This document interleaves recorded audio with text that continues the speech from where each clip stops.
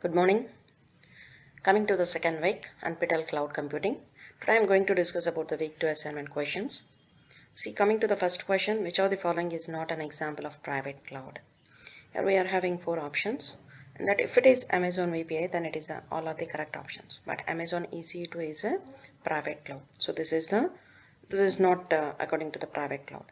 Coming to the second question, a hybrid cloud is composed of 2 or more private, community, and public clouds.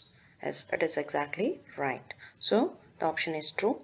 Coming to the third question, statement 1. In case of public cloud, the cloud infrastructure exists on the premises of the cloud provider. And statement 2, Amazon VPC is an example of public cloud. So I told you before, Amazon EC2 is a public cloud. Amazon VPC is a private cloud. So this is a wrong statement, and statement 1 is the right answer.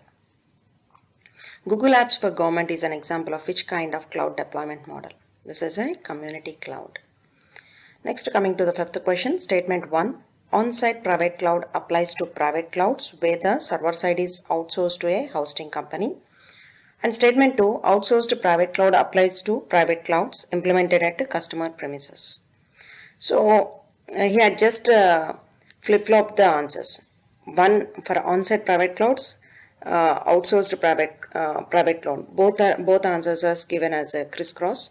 So on-site private clouds applies to provider private clouds implemented at the customer premises is right answer for the on-site private clouds, and this is for outsourced private cloud applies to the private clouds where the server side is outsourced to a hosting company. So both are wrong answers because they had just flip-flopped the questions.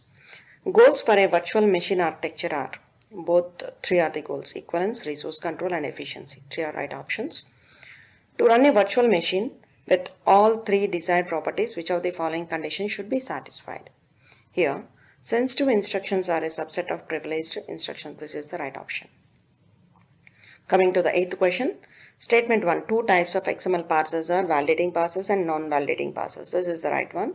And coming to the statement 2, a non-validating parser must retrieve all entities and must process all DTD content. Will stop processing and indicate a failure if it cannot. This is for validating parser and it is not for non-validating parser. So only statement 1 is right. SAX, Simple API for XML, is an event-based interface, as this is the right option. And which of the following is false about SOAP? So SOAP means here we are having it is XML based, uses mainly HTTP as a transport protocol, stateless and one way. All these 3 options are right options and none is a false answer. So now you can submit your answers. So assessment is submitted. So this is regarding the assignment 2. Don't worry, before deadline I'll send you the video. Don't worry about the videos. Thank you.